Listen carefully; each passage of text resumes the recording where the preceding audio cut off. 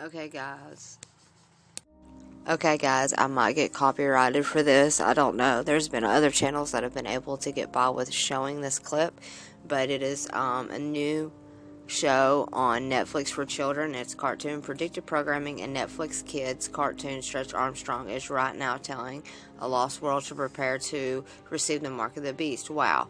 I want you to notice that while they're doing this, throughout what the scenes I'm about to show you, it is all in the right hand, okay? It's all in the right arm.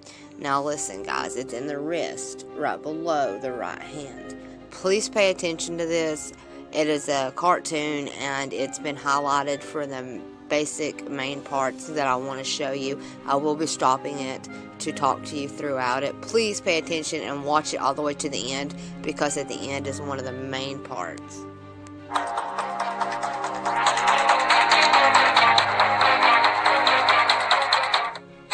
Charter City is stunned by the sudden rollout of Rook Unlimited's most fantastic device ever. The Smart Mark. Throw your other devices away, because the Smart Mark is more than just a phone. It's part of you. Use it as cash. Book your travel. And even shoot video. Distribution points are all over the city. And don't let the lines discourage you. The Rook Unlimited Smart Mark is worth the wait. I never realized how wonderful technology could make me feel. The Smart Mark has brought order to my life. And the best part? It's absolutely free. A gift of thanks to our city from Rook Unlimited. 23% of the population has been given the Smart Mark, number 1. Time to test our system, number 6. The Flex Fighters are out there somewhere. Teaming up with Jonathan Rook. Let's put our new recruits to work, subtly.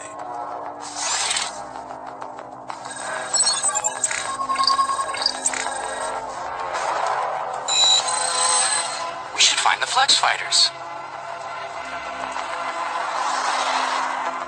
As you can tell, they just started this after they got so many people with it. They are now having them all mind controlled to go find this group. I ought to find the Flex Fighters. We should find the Flex Fighters. We should find the Flex. All in the right hand. Just pay attention to that. Growing up in this city, the streets of Old Town, I saw the worst mankind had to offer. Chaos, disorder. I vowed to make it all change. To make it all better. All these years working in secret. Rising up the ranks of the tech men. It was all leading to this day. Order has finally been established in Charter City. No child will have to fear for their safety again. People owe you the greatest of debts, number 1, for liberating them from the chaos of their lives. Except the main danger is them. You guys love new tech. You didn't want to get smart marked? No way. That's clearly some shady biz. Who wants to be... You call yourself a man of science. World order is our destiny. Submit to a Smart Mark and join the glorious victory of order over chaos, or you will be eliminated. Grandpa, Mr. Savick, where is everybody? They all went to get those foolish new devices. What? No, they can't. Grandpa, those things are dangerous. It's a conspiracy. Mind control. I knew it! 3 hours is enough time for us to get to our families. Maybe we can stop them before they get marked. They seem to be establishing checkpoints of some kind. This is how they keep order. Also, we just had the COVID checkpoints. And I'm not saying that that's not what this is talking about, because I do think that the people, they know there's going to be people that won't get it, so they will be setting up the checkpoints for them as well. But just keep everything that's going on right now, the protests, the riots, the 6 blocks taking over the police station, all of this stuff, just keep it in mind, okay? It said chaos out of order. This is the nightmare I warned you about. People think smart marks are brand new Order out of tech that will chaos. improve their lives. They don't know they're being tricked. All smart marks so far. But your chip makes it possible to control everyone in Charter City, whether they're marked or not. So, he's getting ready to put a chip in this thing, and it's going to activate this. And he says whether they are chipped or not, we will be able to control the entire city. Now, what you're about to see next is mind-blowing.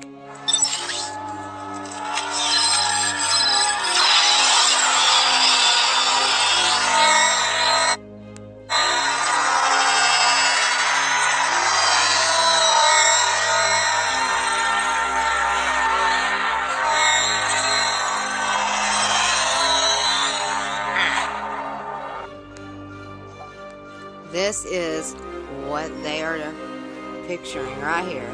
I showed you a 5G tower. Go back on my video, watch it. This is what they are showing you. This is the 5G tower. They put a chip in, and all of a sudden, anything in the spectrum of this 5G tower, this entire city, was able to be controlled, whether they had the chip or not, due to the 5G. And I'm telling you, it all has to do with the frequencies and how they can tap into it to control you. Please listen to me. And I know this is a cartoon, but they always put it out there for us. Let's keep watching for just a couple minutes.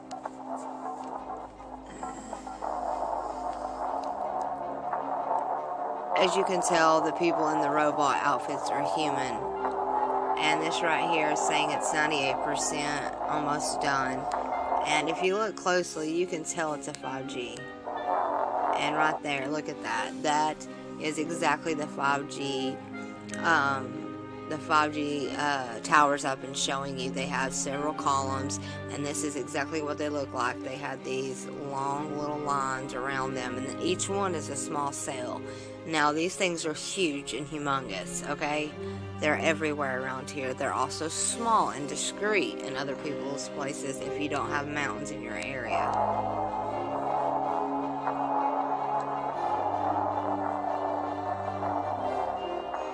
I hope you see where this is all going.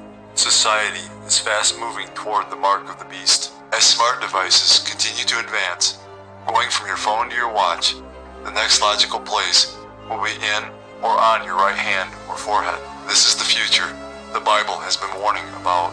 We have arrived. Revelation 13:16-18. He calls us all, both small and great, rich and poor, free and slave, to receive a mark on their right hand or on their foreheads, and that no one may buy or sell except one who has the mark, or the name of the beast, or the number of his name. Here's wisdom. Let him who has understanding calculate the number of the beast, for it is the number of a man. His number is 666. Okay, guys. Now that cartoon, if you want to go watch it on Netflix, you'll see what they're implementing, what they're going to say it does. Basically, mind control people to do what they want. This right here, once again, we've had another shooting. If this would have aired on Live PD or Cops, no one would have said anything about it. But due to everything happening now, of course, it's an uprising. I'm going to show you this video, and just take from it what you will. Like I said, I'm just putting information out there. This right here is another shooting once again, and just watch. Protests breaking out in Atlanta over the deadly police shooting of an African-American man outside a fast food restaurant. Dashcam video showing Rayshard Brooks, who had been sleeping in his car, struggling with police after allegedly failing a sobriety test, grabbing an officer's stun gun and trying to run away when officer firing as he turns and points it at them. The shooting igniting instant outrage. The Wendy's restaurant, you see it here, set on fire, burning to the ground. Protesters back on the streets of Atlanta today demanding justice. One officer has been kicked off the force, another placed on administrative leave. And images tonight from across the country. The words "All Black Lives Matter" painted across Hollywood Boulevard for today's Solidarity March as part of Pride Month. And demonstrators in Seattle holding their ground, their so-called autonomous zone, 6 city blocks seized a week ago. Tonight, the district attorney in Atlanta launched an investigation. ABC's Trevor Ault is there in Atlanta to lead us off.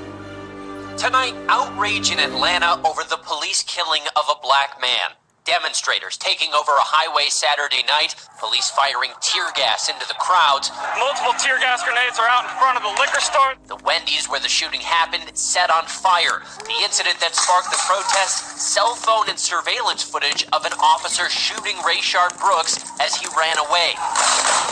Police body and dash camera video now released shows Officer Devin Brosnan arriving Friday night as Brooks was asleep in his car in the Wendy's drive-thru. Brosnan calls for Officer Garrett Rolfe to administer a field sobriety test after Brooks says he's had one drink. Put your mouth over the mouthpiece, go as hard as you can until I tell you to stop. According to police, his breathalyzer registered at .108, slightly above the legal limit. I think you've had too much to drink to be driving. Chance might get back away. As both officers tried to detain Brooks, a struggle breaks out. Stop fighting! You're gonna get tased! You're gonna get tased! Brooks then grabs the stun gun from Officer Brosnan as Officer Rolfe fires his own stun gun. Brooks then runs away, appearing to point the stun gun at the officers as he flees. Investigators say Officer Rolfe then fired 3 gunshots, killing Brooks. Brooks' attorneys say wielding a taser doesn't justify lethal force. You can't say he ran off with a weapon that could kill somebody when you say it's not deadly. The district attorney now investigating the killing, pointing... Okay, one thing I do want to say about this is he was being put under arrest for a DUI for passing out in a Wendy's drive-thru. Okay, when they went to arrest him and he fought them and ran and grabbed the taser, they're saying that they should not have shot him because he had a taser and they classify it as non-lethal. So how is it a non-lethal weapon that he escaped with? The fact of the matter was he was being put under arrest and he was evading arrest. They are completely turning this all around. Once again, cops were suspended, but just listen. Out that the interaction was cordial up until the arrest. If you didn't know any better, you would never imagine that this man would end up dead. The Apostle Paul, in his epistle to Timothy, tells us in the last days society will be in a total immoral meltdown. 2 Timothy 3:1-4. Now, guys, I know I do show a lot of some of the same Bible verses over and over, but you have to understand this is exactly what we are going through.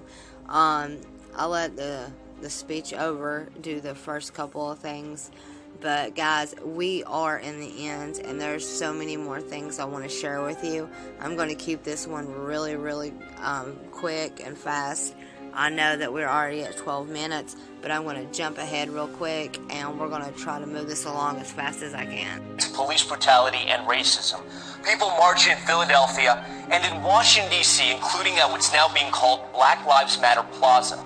But in several cities, protests turned to takeovers and tense standoffs with authorities. Here's ABC's Zachary Quiche. Tonight, tensions are building between police and protesters. In Nashville, demonstrators seizing the steps of the state capitol.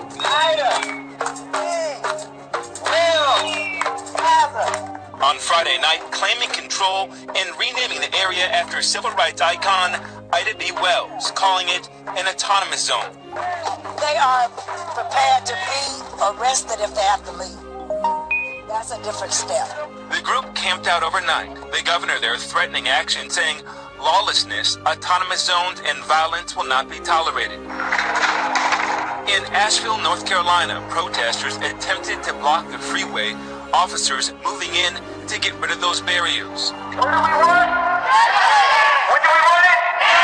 Those crackdowns come as Seattle remains in an armed standoff. For 6 days, protesters have taken over a 6-block area, driving police from one of their own precincts. This is the closest I've seen since being a 20-year professional of public safety service of our country to becoming a lawless state. Police are trying to defuse the situation and negotiating with protesters, saying they will only go in if there's an active shooter. Tonight, 19 days after the killing of George Floyd, major protests show no sign of slowing. Thousands hitting the streets in Philadelphia, Boston, and the nation's capital. Today in New York, Governor Andrew Cuomo giving a 9-month deadline for governments across the state to come up with reforms or see their funding cut. We're going to birth a new vision for a police force. They are going to birth a new vision for the police force. Listen closely to what he says. Community by community, because there is no one size fits all. Town protesters have been adamant they want police departments defunded and that money reallocated to other social services. Here in New York City, leadership has expressed their intent to cut $1 billion out of the local police budget. The 60,000 people that were there, signs saying, defund the police. This is a pivotal moment in history. We are going to move in a different direction, and policing will never be the same as it was before. There you've got Seattle's police chief calling for negotiations with the occupiers of the police-free zone. Carmen Best adding she wishes she knew how long this is going to last, Ainsley. That's right, occupiers seizing 6 blocks 1 week ago. The area includes the city's 3rd police precinct. It's now being called CHOP, Capitol Hill Organized Protest. Brian. Governor, if the police chief doesn't know when it's going to end, how are we supposed to know? Well, we're never going to know because the officials who are supposed to stay with a sense of order have allowed this to just degenerate into utter chaos. And so it's going to last as long as they're willing for it to last. Why don't they turn off the electricity, the water, the gas, and jam all of the communication signals coming in and out of there? When these people can't go on social media, when they can't call in for things by way of their iPhones, things come to a grind pretty quick when no supplies can come in and out. And what the police and the mayor and the governor ought to do, if they had any brains at all, they would make it so that people who want to get the heck out of there, the law-abiding citizens that are stuck in this incredible hellhole, would be allowed to get the heck out. But they're not allowed to, and these people have taken over. This is a hostage situation, and I don't understand why they somehow think that it's the summer of love. No, this is a summer of crime, outright insurrection and crime, and it's going to last as long as these weak wuss officials in Washington State allow it to happen.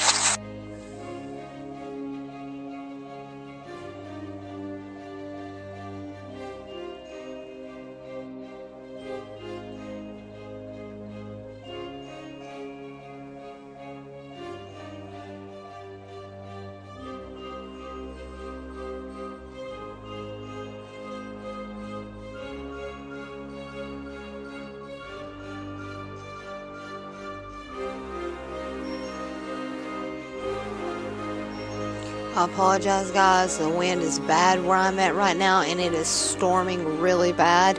And me and Logan have been out in it, and we've been soaked. It's so cold right now. So for anyone else dealing with storms and winds, I pray for y'all, and I pray that you might find warmth, and I pray that you might be able to get indoors. For us, that is not an option. But it is very, very cold, and it is pouring rain here. I know a lot of states are having sunshine right now, but I don't know if it's off of a hurricane or a tornado. I'll have to look into that. But it is like there's no sun out. It is all black in the sky.